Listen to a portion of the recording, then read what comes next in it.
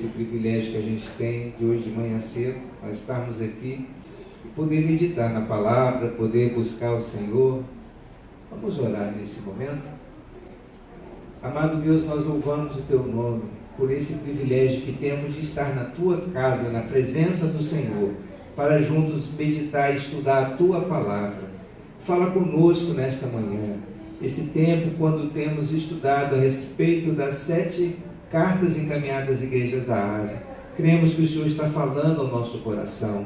Cremos que o Senhor está nos preparando também para esse encontro glorioso quando estaremos com Jesus. Obrigado, ó Deus, pela Tua graça, obrigado pelas Tuas misericórdias que se renovam sobre nossas vidas todos os dias. Fala conosco, ó Deus, através da Tua palavra. Mostra-nos o Teu caminho e prepara-nos para esse momento tão especial, momento glorioso quando estaremos contigo. Nós te agradecemos e pedimos a Tua bênção no nome de Jesus. Amém. Amém. Glória a Deus. Irmãos, temos aí hoje a nossa última lição a respeito das cartas que foram encaminhadas às igrejas da Ásia. Nós temos estudado sobre a igreja de Éfeso, Esmirna, Laodiceia, Sardes, Pérgamo, Filadélfia. Nós estudamos no domingo passado. E hoje nós queremos aí abordar sobre a igreja de Laodiceia, que está no capítulo 3 de Apocalipse, no verso 14 e diante. E antes de ler o texto das Escrituras, eu quero falar um pouquinho sobre a cidade de Laodiceia, ali na Antiguidade. Ela não tinha esse nome, né? Ela foi, na verdade, fundada lá no passado, ela tinha o nome de Dióspolis, em homenagem a Zeus. Como temos falado, toda a região da Ásia, muito idólatra. Veio da influência dos gregos, né? Os gregos tinham uma infinidade de Deus. Até lembrando os irmãos, quando Paulo entrou numa daquelas cidades, ele via ali tantos altares levantados a tantos deuses, tinha até a um Deus chamado Deus desconhecido. Aí ele pegou e falou assim: eu quero pregar, eu quero anunciar nesse dia justamente sobre esse Deus desconhecido. Tanto era a idolatria no meio das cidades ali. Bom, mas nessa época, mais ou menos em meados do 3º século antes de Cristo, o governador sírio Antíoco conquistou essa região. Antíoco II conquistou essa região de Laodiceia. E ele deu o nome da cidade, o nome da sua esposa, que era Laodice. Por isso aí veio de Laodiceia, o nome da cidade de Laodiceia. Como os irmãos estão vendo aí, eu coloquei aqui algumas coisas importantes, informação sobre essa cidade.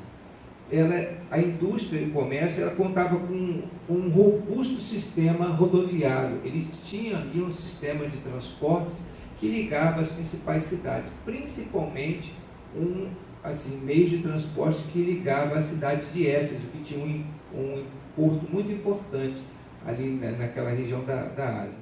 Ela também tinha uma indústria de lã negra, que eles exportavam para várias partes do império e também usava na confecção de roupas ali na cidade de Laodiceia. Havia também ali uma notável escola de medicina. A fama da escola de medicina de Laodiceia, ela se espalhou por conta até de os pesquisadores daquela região desenvolver um colírio que era muito importante. Também tinha ali teatros, templo dedicado à religião romana, tinha ginásio. E uma coisa muito interessante, que a igreja de Laodiceia, quando ela recebeu a advertência de Jesus nessa carta, de Apocalipse, que nós já vamos ver aqui, fala que ela era uma igreja morna. Lá na cidade de Laodiceia, ela era regada através de aquedutos que vinha da cidade de Hierápolis, com águas termais. Então havia muitas águas termais ali nessa região de Laodiceia. Laodiceia também sofreu com abalo sísmico. Naquela região da Turquia, ali no sudoeste da Turquia, havia muitos abalos sísmicos. Ela ficava aqui nesse vale, no vale do rio Lico, e dessa região aqui de Hierápolis vinham aquedutos que alimentavam a cidade de Laodiceia. E Laodiceia ficava relativamente perto de Colossos, que é a igreja dos Colossenses. A gente vai ver daqui a pouquinho, Paulo fez menção, inclusive na carta que ele dirigiu a Colossos, ele pediu para que a carta também fosse entregue ali aos laodicenses.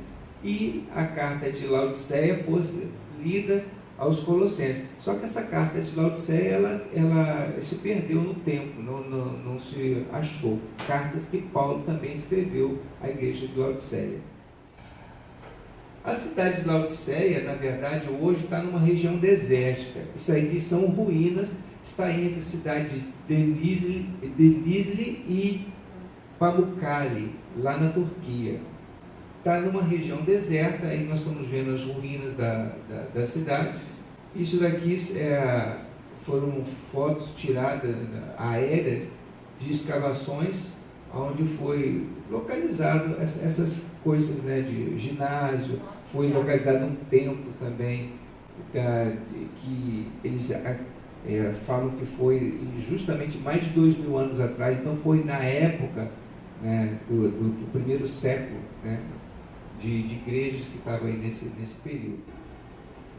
Aqui eu estou falando sobre o texto lá de Colossenses. Em Colossenses no capítulo 2, em Colossenses também no capítulo 4, Paulo faz menção à igreja de Laodiceia. Está lá escrito, e uma vez lida esta epístola perante vós, providenciai, porque seja também lida na igreja dos laodicenses, e a de Laodiceia lede-a igualmente perante vós. Eu quero ler com vocês agora o texto lá de Apocalipse. Vamos acompanhar aqui. Eu coloquei na transparência também, os irmãos podem acompanhar comigo. Está escrito assim: ao anjo da igreja em Laodiceia escreve: estas coisas diz o Amém, a testemunha fiel e verdadeira, o princípio da criação de Deus. Conheço as tuas obras, que nem és frio nem quente. Quem dera fosses frio ou quente. Assim, porque és morno e nem és quente nem frio, estou a ponto de vomitar-te da minha boca. Pois dizes: estou rico e abastado, e não preciso de coisa alguma, e nem sabes que tu és infeliz, sim, miserável, pobre, cego e nu. Aconselho-te que de mim compres ouro refinado pelo fogo, para te enriqueceres, vestiduras brancas para te vestires, a fim de que não seja manifesta a vergonha da tua nudez, e colírio para ungires os olhos, a fim de que vejas. Eu repreendo e disciplino a quantos amo. Sê, pois, zeloso e arrepende-te. Eis que estou à porta e bato. Se alguém ouvir a minha voz e abrir a porta, entrarei em sua casa e cearei com ele e ele comigo. Ao vencedor dar-lhe-ei sentar-se comigo no meu trono, assim como também eu venci e me sentei com o meu Pai no seu trono. Quem tem ouvidos, ouça o que o Espírito diz às igrejas. Então, nessa oportunidade, João registrou aquilo que Jesus estava falando à igreja dos Laodicenses. Nós observamos aqui algumas coisas assim interessantes. Aqui logo no início da carta, né? Diz aqui: o anjo da igreja em Laodiceia escreve: estas coisas diz o Amém, a testemunha fiel, verdadeira, o princípio da criação de Deus. Está fazendo referência a quem aqui? Jesus, né? É Jesus que está direcionando, ele é a fiel testemunha e ele que está escrevendo essa severa repreensão agora à igreja. Conheço as tuas obras, que nem és frio nem quente. Uma coisa interessante, o que havia ali, que acabamos de falar, na igreja de Laodiceia? Ela tinha o quê? Ela tinha termas, ou seja, águas termais. A água morna, ela era muito confortável, dava para tomar banho, mas não presta para beber. A pessoa já experimentou beber água morna? Horrível, né? Ela só presta para jogar fora. Então, ali na cidade, até por conta dessas situações dessas características da cidade de Laodiceia, havia muita soberba, muita altivez da igreja. Essa questão de ter importante indústria de lã, a notável escola de medicina, até sobre a questão do colírio que fala lá, que você deveria usar colírio para você enxergar mesmo. Então, quando Jesus direciona essa carta para a igreja, está chamando a atenção dela ali, dando alguns alertas por causa dessa soberba que ela tinha. E isso presente na igreja vinha de influência do que acontecia na cidade. A gente não pode aqui pensar que o que acontece na cidade do Rio de Janeiro, o que acontece no estado do nosso país, não influencia as situações na igreja. Se nós não tomarmos cuidado, ao invés de nós como igreja influenciarmos o lugar onde nós estamos, nós acabamos sendo influenciados pelas situações e as circunstâncias que nos rodeiam. No ano de 17, já na era cristã, ela sofreu um terrível terremoto. Era uma região muito abalada por terremotos. E o que aconteceu? Ela recebeu ajuda do governo romano, do Império Romano, para poder retificar. Só que no ano de 60, da era cristã também, sofreu outro terremoto, e aí eles disseram assim, não, nós não precisamos que nos ajudem, porque nós temos condições, nós somos ricos o suficiente para poder nos ajudar. E rejeitou assim, a ajuda do imperador Nero, que na ocasião propôs ajudar eles para fazer a reconstrução da cidade. Aqui essa severa advertência, conheço as tuas obras, que nem és frio nem quente. Quem dera fosses frio ou quente, assim porque és morno e nem és quente nem frio, estou a ponto de vomitar-te da minha boca. Aí está fazendo também uma referência não só à situação da cidade, que eles usavam as termas, os aquedutos para poder se aquentar naquelas águas todas, e tinha muita riqueza. Era uma cidade próspera, o que ali estava acontecendo em Laodiceia. Mas o Senhor está aqui repreendendo eles por conta da situação. O que significa ser morno? Nem quente nem frio. Indeciso. O que mais? Não é constante. É aquele tipo de pessoa que não é muito dedicado a Deus e também não faz muitas coisas no mundo, ou as coisas que o inimigo está querendo.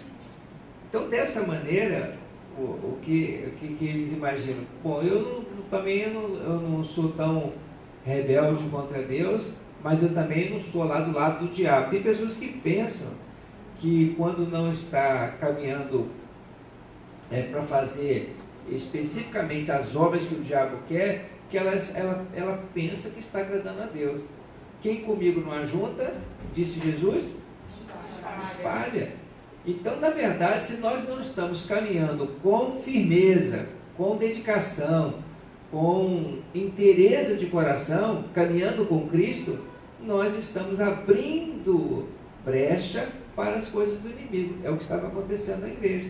Eles não eram nem quentes, ou seja, fervorosos, buscando a Deus com ímpeto, buscando a Deus com toda dedicação e com integridade, mas também não se dedicava às coisas do mundo, pensando que com isso estava agradando a Deus. E isso fazia com que fosse reconhecido como uma igreja morna. E aqui, essa questão da altivez, olha, pois dizes, estou rico e abastado, e não preciso de coisa alguma, nem sabes que tu és infeliz, sim, miserável, pobre, cego e nu. Jesus, uma vez falando sobre os fariseus, disse para eles lá também algumas verdades em relação a essa situação de que eles estavam vamos dizer assim, se enriquecendo, aproveitando a situação de que eles tinham os oráculos de Deus, que eles tinham a palavra do Senhor, ensinando ao povo, e eles começaram a ficar envaidecidos, soberbos com toda aquela situação. Então o Senhor pegou e falou o seguinte, lá em Mateus, no capítulo 15, está aqui, ó. Então, aproximando-se dele, os discípulos disseram: sabes que os fariseus, ouvindo a tua palavra, se escandalizaram? Ele, porém, respondeu: toda planta que meu Pai Celestial não plantou será arrancada. Deixai-os, são cegos, guias de cegos. Ora, se um cego guiar outro cego, cairão ambos no barranco. Jesus também chamou fariseus, aquelas autoridades da lei, como guias cegos, porque eles estavam completamente, vamos dizer assim, longe do propósito de Deus, naquela arrogância e naquela prerrogativa de que eles eram os detentores da lei, do conhecimento. Até Jesus falou também sobre a questão de ocupar os primeiros lugares. Eles entravam no santuário, na sinagoga, e queriam ocupar os primeiros lugares, porque eles eram os doutores da lei. No entanto, eles eram, assim, mais filhos das trevas do que propriamente filhos da luz, porque eles faziam coisas, assim, terríveis com os próprios judeus, com os filhos de Israel, ensinando coisas para eles que traziam partidarismo, fazia acepção de pessoas. Então essa arrogância deles, Jesus também combateu violentamente, como foi o caso aqui na igreja dos Laodicenses. A soberba precede a queda, né? Exatamente, está lá em Provérbios, né? A soberba precede a ruína. Então, se nós não tomarmos cuidado com a arrogância, isso é uma coisa que a gente precisa ter muito em mente em nosso coração. A Bíblia fala: sujeitai-vos a Deus, resisti ao diabo e ele fugirá de vós. Humilhai-vos, pois, debaixo da poderosa mão de Deus, que no seu tempo ele vai exaltar você. Então, sujeição a Deus, submissão, humildade diante do Senhor, reconhecer as nossas limitações, as nossas fraquezas, e não pensar que, porque nós temos alguma coisa que vem da parte de Deus, com isso nós nos, vamos dizer assim, ensoberbecermos. As denominações às vezes se colocam como as senhoras da verdade, né? Que ali, dessa maneira que a gente tem que se conduzir, dessa forma, é como se fosse uma única família, de todas as famílias que estão espalhadas sobre a terra, a única família que tem a promessa de Deus, ou que tem a bênção de Deus. É que nem o caso de denominações que falava ali que só 144 mil entraram no reino de Deus. E aí, quando a denominação começou a crescer muito, né? Como é que fica a história agora? 144 mil. E o restante? Vai ficar por aí? Nós abordamos esse assunto quando nós falamos sobre as questões escatológicas, sobre a questão dos 144 mil que diz lá no livro de Apocalipse. E aí, né, você pode conhecer lá e estudar sobre isso, né? Sobre o que o Senhor está querendo dizer, né, com aqueles 144 mil. Quem são esses 144 mil selados, né, que diz a palavra? Então, nós precisamos guardar o nosso coração da soberba, porque a gente pode entrar por um caminho e pensar que nós somos os senhores da verdade, quando na verdade a palavra de Deus é que é a verdade. E ela é que direciona tudo na nossa vida. Aqui, quando a gente ouve essa palavra que Jesus disse aqui em Apocalipse, no capítulo 3, no verso 19: eu repreendo e disciplino a quantos amo, sê pois zeloso e arrepende-te.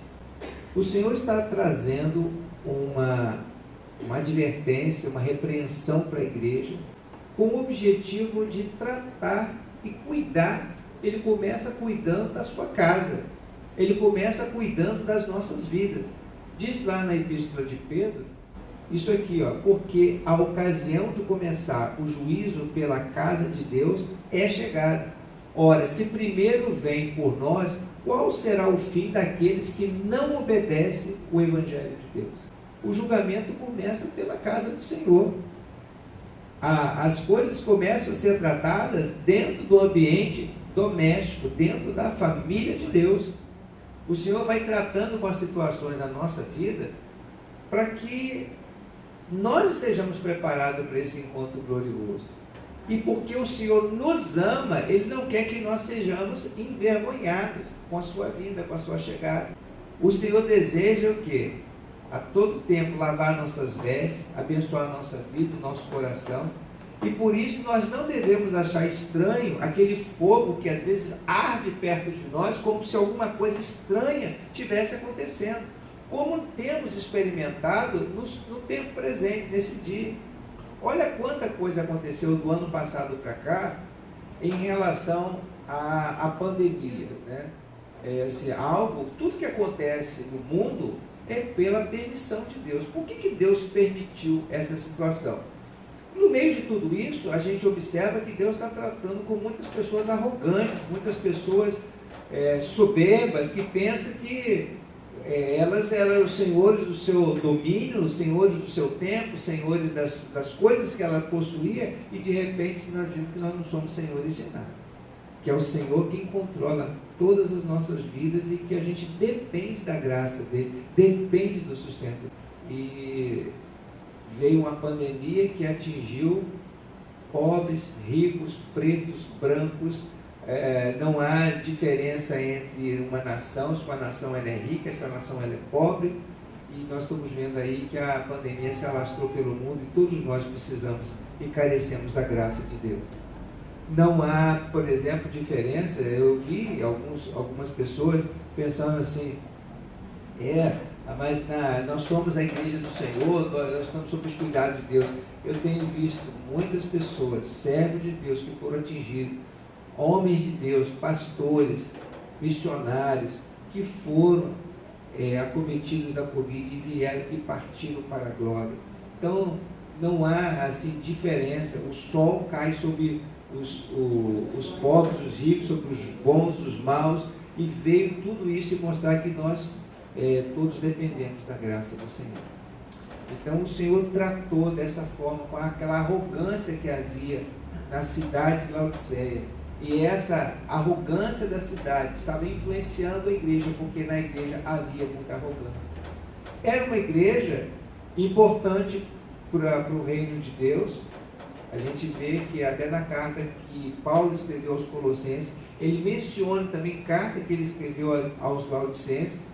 Laodiceia certamente fazia parte desse rol de igrejas importantes para o coração de Deus, e por essa razão o Senhor estava tratando com a igreja, estava disciplinando a igreja.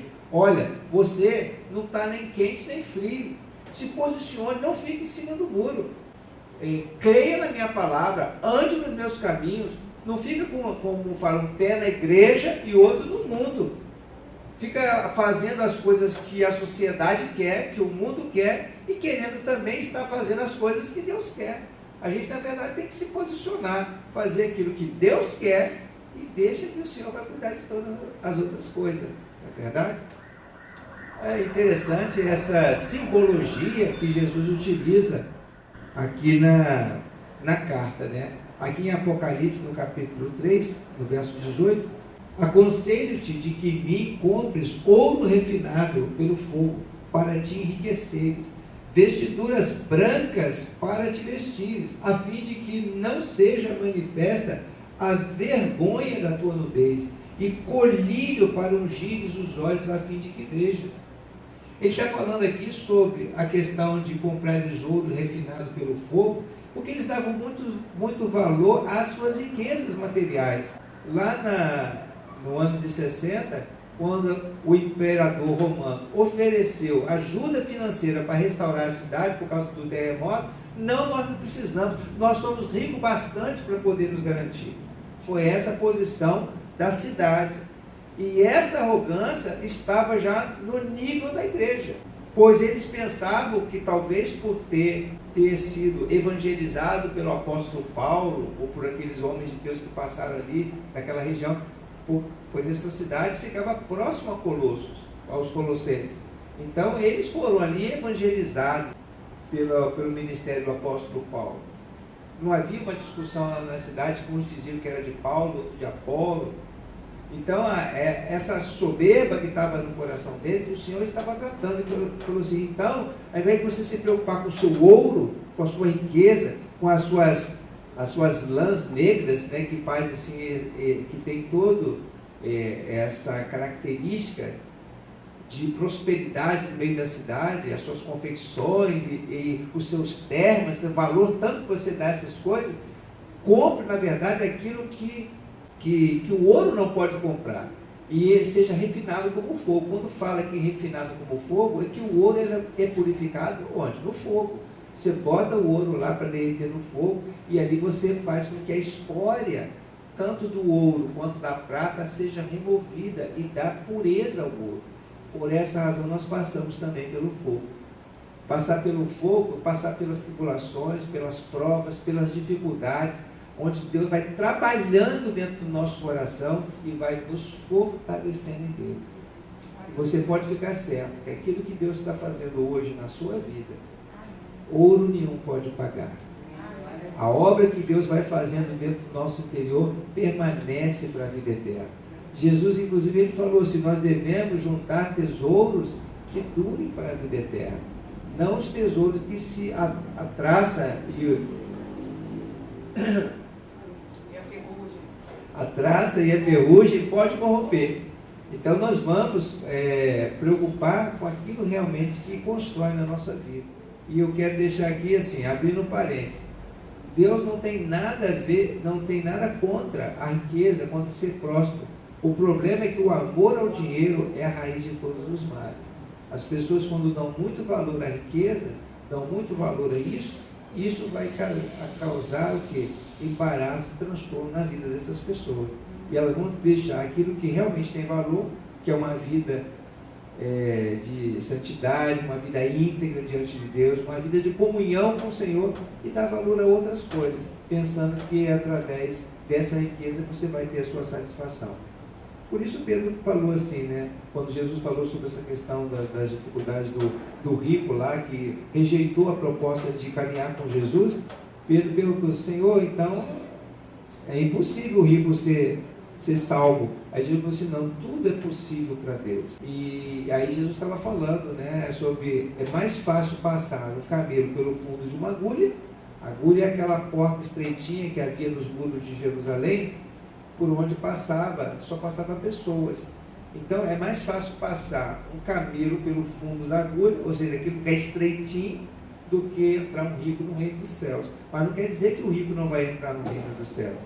Porque eu conheço muita gente, aliás, eu conheço pouca gente rica, mas que tem um coração voltado para Deus. Um coração que é temente ao Senhor e que procura honrar ao Senhor.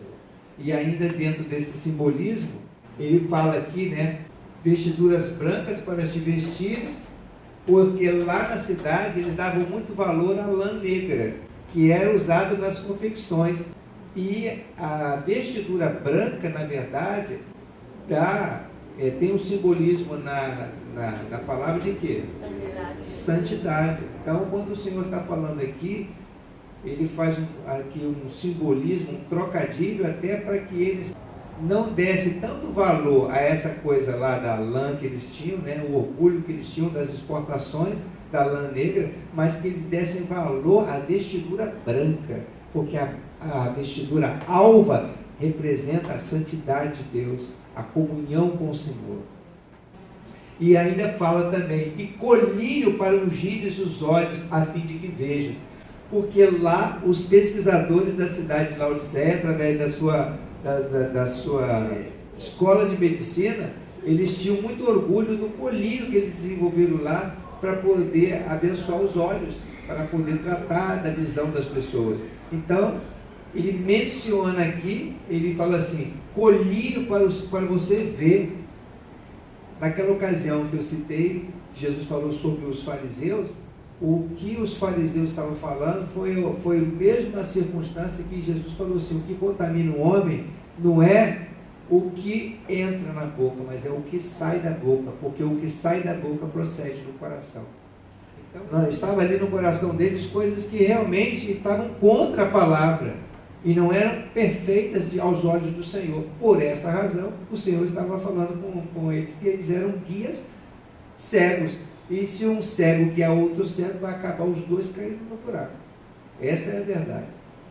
E ele fala aqui, usa toda essa situação, essa conjuntura da cidade, pois isso tinha um significado muito real para os laodicenses.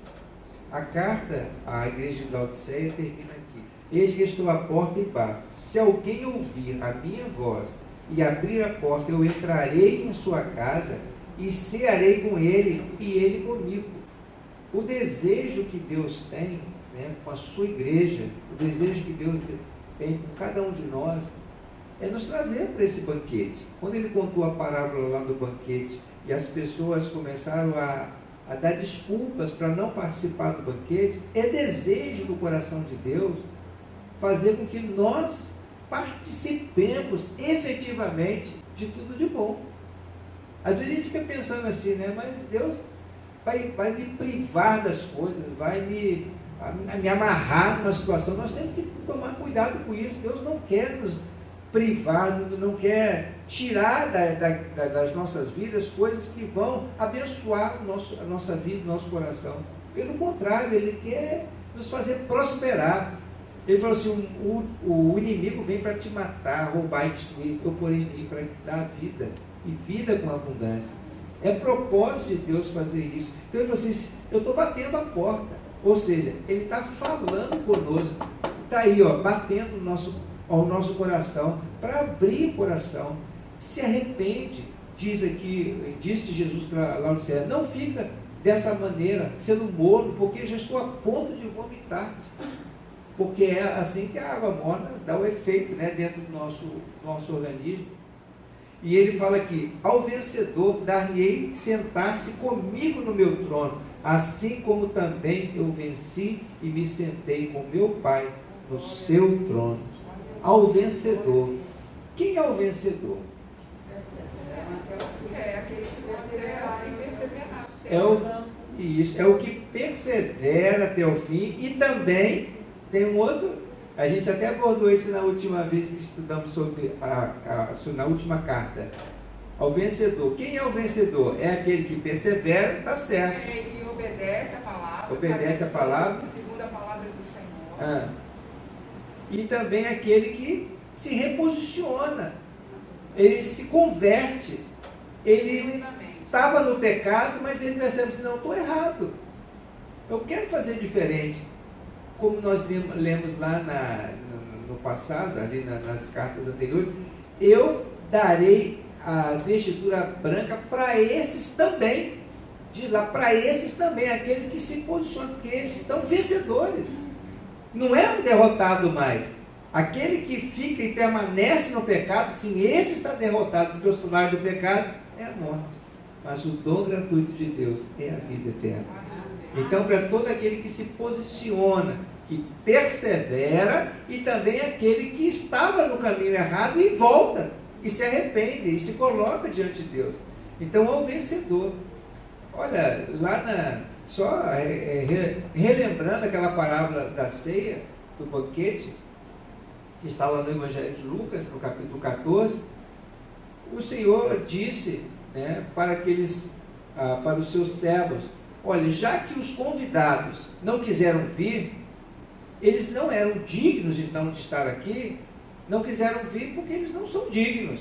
Eles fizeram pouco caso do convite que o Senhor do banquete fez. Então vai e chama todos que vocês encontrarem pelo meio do caminho. E eles foram, e esses entraram e estavam com vestiduras preparadas para a festa nupcial. Não é verdade? Aqui Jesus não está falando, nas escrituras que lemos, que ele vai... use vestiduras brancas, coloque vestiduras adequadas. Usar vestiduras brancas diz respeito a, após o tratamento de Jesus, a limpeza que Jesus faz em nosso coração, nós temos que nos vestir das vestes de santidade, das vestes que o Senhor separou para nós. O que é veste de santidade? Quando a gente fala assim, santidade, não é coisa que a gente logo pensa assim, numa coisa aparente, numa coisa assim, da roupa, do cabelo. Não.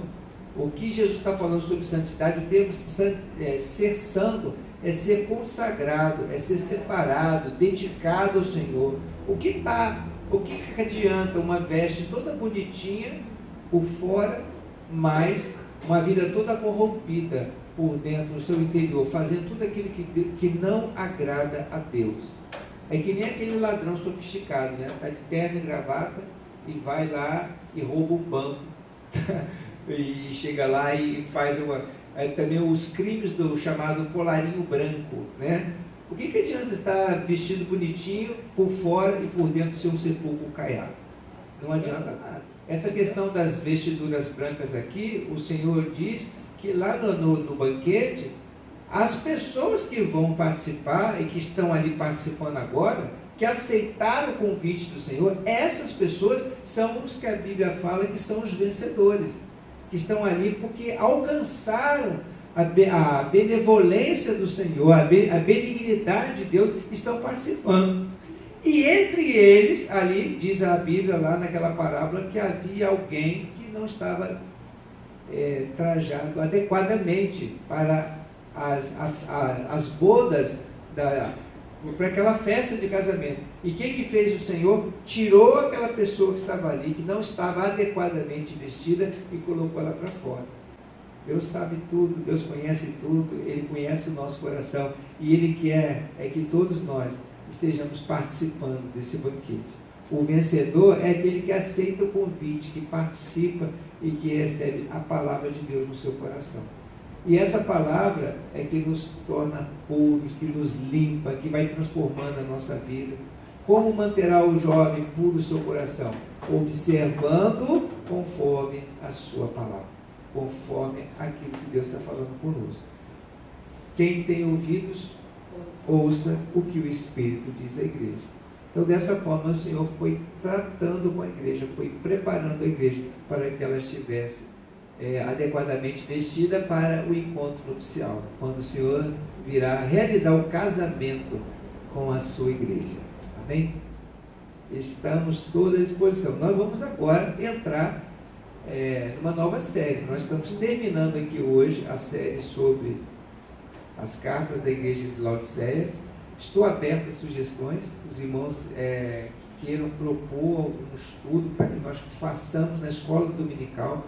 Eu ainda não, eu tenho conversado com a irmã Miriam, ainda nós não fechamos o assunto, né, do próximo, que vamos começar no próximo domingo, mas se vocês desejarem sugerir, né, estamos abertos.